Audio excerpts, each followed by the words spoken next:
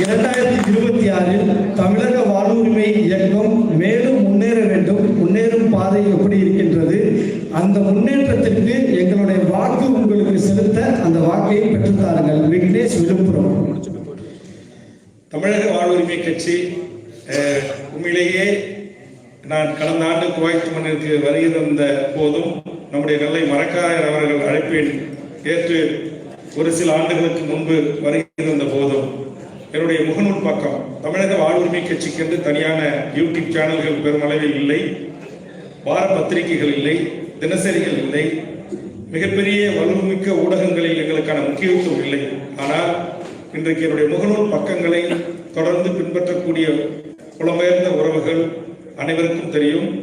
ஒவ்வொரு நாளும் தமிழக வாழ்வுரிமை கட்சியில் ஒரு 100 பேரில் தொடங்கி பல்லாயிரக்கணக்கான தாய் தமிழ் உறவுகள் என்று சொல்லக்கூடிய அளவில் வாய்ப்பு கிடைக்கின்ற நாட்களை எல்லாம் தொடர்ந்து தமிழக வாழ்வுரிமை கட்சியில் பல்லாயிரக்கணக்கான தமிழ்நாட்டு உறவுகள் இணைந்த வண்ணம் இருக்கிறார்கள்.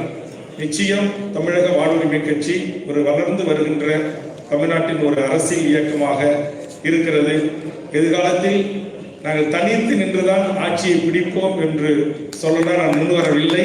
ஆனால் ஒத்த கருத்துள்ள ஜனநாயக சக்திகளோடு இணைந்து தமிழ்நாட்டில் அது ஆளுகின்ற கட்சியாக இருக்கலாம், ஆண்ட கட்சியாக இருக்கலாம், ஆள்வதற்கு வளர்ந்து கொண்டிருக்கிற கட்சிகளாக இருக்கலாம், அவர்களோடு சேர்ந்து நாங்களும் இந்த நாட்டை ஆளக்கூடிய 2031 தமிழக வாழ்வுரிமை கட்சி ஒரு தமிழ்நாட்டின் கூட்டணி மந்திரி சபையில் இடம்பெறக்கூடிய வளர்ச்சியை நோக்கி வளரும் என்ற அசைக்காத நம்பிக்கையில் நாங்கள் பயணித்துக் கொண்டிருக்கிறோம்.